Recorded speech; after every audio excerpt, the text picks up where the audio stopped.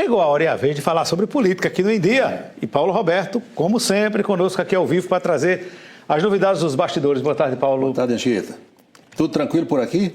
Por aqui tá. Por aqui tá, né? Tá, tudo tranquilo. Agora, tem lugar por aí que não tem tranquilidade, nossa, não. Viu? O negócio está sério. Não sei até quando. Aliás, as decisões consideradas polêmicas por muita gente do TSE, Tribunal Superior Eleitoral, estão dando margem a muitos comentários, a muitos debates e discussões na nossa área, na área da comunicação, na área da imprensa. Hoje eu acompanhei, por exemplo, um bate-papo entre Fernando Molica, que é um jornalista natural do Rio de Janeiro e que hoje está na rede CNN, e Boris Casoy, nosso conhecido veterano Boris Casoy, e não chegaram a um denominador comum não, porque um aprova o que o TSE vem fazendo, Boris reprova e os debates estão aí, né, nas redes sociais também. Pois é, e quando os debates são civilizados ainda vai. Porque pelo menos no nosso campo parece que a coisa está sendo civilizada, né? Pois é. Um discorda do outro respeitosamente.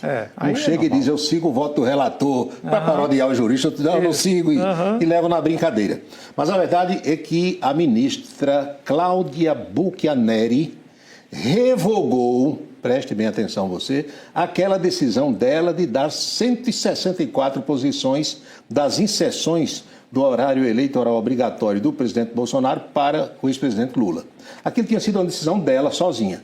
Ela revogou ontem à noite e resolveu jogar para o plenário do TSE. Era chamada decisão monocrática, né? Monocrática. E aí o TSE não se pronunciou ainda através do seu presidente, o ministro Alexandre de Moraes, se daqui para terça-feira marca uma reunião plenária, se resolve isso nesse fim de semana, porque na Justiça Eleitoral as coisas andam de forma mais rápida, tem mais celeridade, porque não adianta você tomar uma decisão depois do pleito, depois da eleição. Principalmente nesse período tem que ser rápido. Agora, a senhora ministra, segundo analistas lá do eixo Rio, Brasília e São Paulo, tomou essa decisão depois de muita pressão, porque não é fácil.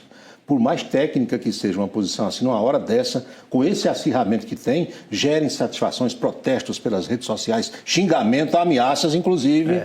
E aí a pessoa fica sem poder ir num shopping, num supermercado, fica presa dentro de casa. É muito preocupante tudo que a gente está vivendo. Infelizmente tem acontecido isso.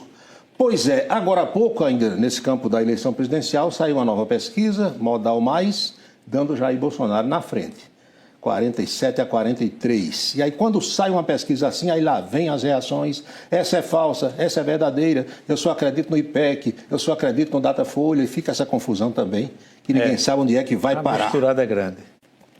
Ontem, antes de tomar conhecimento dessa decisão da ministra Buchianeri, o presidente Bolsonaro disse que o Brasil estava virando um estado ditatorial por conta de decisões do TSE que não tem base, não tem fulcro na legislação, na lei eleitoral. Disse isso antes de saber da decisão da ministra. A campanha de Lula aproveitou para dizer que o ministro da Economia, Paulo Guedes, havia afirmado que o salário não ia ter aumento real e deu uma confusão danada, o ministro negou, o presidente também. E o Partido dos Trabalhadores ontem, talvez você, amigo telespectador, não tenha tomado conhecimento ainda, vejam só a que ponto chegamos. O Partido dos Trabalhadores foi à Justiça tentar proibir um jantar que estava marcado no Palácio dos Bandeirantes, lá em São Paulo, que é a sede do governo paulista. Por quê? O governador Rodrigo Garcia tinha convidado o presidente Bolsonaro para um jantar ontem. Aí o PT foi à justiça para dizer, jantar não pode. Aí o presidente disse, nem comer eu posso mais. Veja a que ponto chegou, né? O problema é que como está sendo paga essa conta, né? Mas aí você sabe que os palácios existem, as casas civis da presidência da República e dos palácios estaduais existem, tem dotação para você fazer jantar e fazer festa. Na questão é porque é muito complicado, por isso que eu sou contra a questão da reeleição. Porque é aquela história, um jantar desse a gente sabe como fazer, que ele tem um cunho eleitoral, né? E sendo bancado com dinheiro público.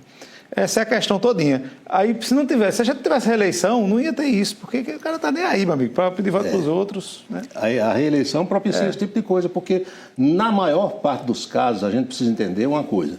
O sujeito se elege já pensando na reeleição. E muitos fazem um governo muito bom nos primeiros 4 anos, para depois misturar o dinheiro do povo com o dinheiro dele. Nós conhecemos vários casos pelo Brasil afora. E todo mundo fica pensando na reeleição. E o comportamento acaba sendo igual nesses casos. Exatamente. Aí você não pode diferir um do outro, um negócio porque todos pensam a mesma coisa. Terrível. Ontem saiu uma pesquisa aqui no âmbito da disputa estadual, Pedro Cunha Lima, João Azevedo, Se a gente olhar os números à luz do que diz quem fez a pesquisa, da chamada margem de erro, você vai ver um empate técnico entre os dois, embora João Azevedo continue na frente, mas João disse que está animado, quer aumentar a sua votação, principalmente em João Pessoa e na Grande João Pessoa, e Pedro Cunha Lima está apostando numa maior votação aqui em Campina, nos votos que foram dados a Veneziano e Vital do Rego. Os dois estão usando suas estratégias. É a questão, assim como a gente tem dito sempre que na eleição nacional o Sudeste acaba decidindo, né? Na Paraíba também já sabe que é João Pessoa e Campina que decidem, né? Por conta do contingente. O contingente, do maior número de eleitores. Acaba decidindo. Agora, João perdeu a eleição no seu reduto, que é a capital. E aí ele conta agora com o maior trabalho do prefeito Cícero Lucena e dos prefeitos de Bahia, Santa Rita, Cabedelo, Conde, por ali, para impulsionar essa sua votação. A disputa está interessante e cada candidato usa das armas que tem, sobretudo nessa reta final. Os dois, aliás, fizeram eventos ontem aqui em Campina Grande, do final da tarde para o início da noite, e distante uns 300 metros um do outro. Bem pertinho. Porque os comitês são próximos. Então, de um lado estava o pessoal do Pedro, do outro lado o pessoal do João. Ainda sobre a eleição no dia 30, o prefeito da capital, Cícero Lucena, anunciou hoje, ao amanhecer, que acertou com as empresas que fazem o transporte coletivo em João Pessoa, que é o município que ele governa, para que haja gratuidade das 6 da manhã do dia 30 até as 8 da noite. Isso está confirmado. E agora há pouco, o governador João Azevedo também assinou um decreto, deu a conhecer à imprensa que o transporte intermunicipal também estará liberado, terá gratuidade para que o eleitor possa se deslocar, seguindo aquela permissão do tribunal, do ministro Barroso, que disse que o prefeito que quiser, o governador que quiser, pode liberar o transporte. Ou seja, se depender de transporte, o pessoal... Não tem mais argumento para dizer que não vai votar. Não pode. E o governo do Estado anunciou agora há pouco o pagamento do salário da folha agora do mês de outubro para os dias 27 e 28. Semana que vem, na quinta e na sexta, dias que antecedem a eleição. O governo sempre tem pago dentro do mês, como o final do mês vai ser no final de semana, então antecipou aí para 27, 28, sobretudo para que o eleitor que precisa se deslocar de uma cidade para outra para votar possa ter o dinheirinho para fazer esse deslocamento. Boca Maldita, calçadão da Cardozeira, a bolsa de apostas, você não imagina, está a todo vapor. Eu imagino. 2 por 1 para fulano, 3 para 1 para cicrano. Ali aposta tudo, né? Apostam votos em branco, nulos, abstenção, tem de tudo.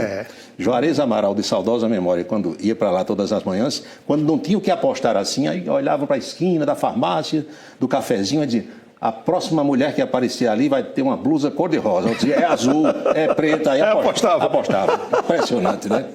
Pois é, mas a pergunta de hoje era: o que o Ministério Público e a OAB Nacional acham dessas decisões do TSE que estão, inclusive, excluindo o Ministério Público? Aliás, a OAB anda tão calada nos últimos tempos, né? Algumas seccionais estaduais têm se pronunciado. Agora, a OAB Nacional ainda não. Calada. É isso, Paulo. Isso aí. Vai ver o basquete hoje? Vou acompanhar o basquete. Vai ter uma overdose de basquete aqui no final de semana também na telinha da Rede política, né? E basquete. Nós estaremos divididos entre a bola laranja e as urnas. É verdade. E na próxima semana a gente já entra na última semana. Aliás, outubro parece que não acaba nunca, né? O mês grande. Demorando. O mês comprido, viu? Estamos a 9 dias do pleito. Vai chegar o Natal e não chega... Chega o dia 30, a eleição, né? segundo turno da eleição. É isso. Tá bom, Paulo. Então até segunda, né? Bom fim de semana, né? Nós todos. Muito bem. E a 9 dias da realização do segundo turno das eleições de 2022, as urnas eletrônicas que serão utilizadas no pleito aqui em Campina Grande já estão sendo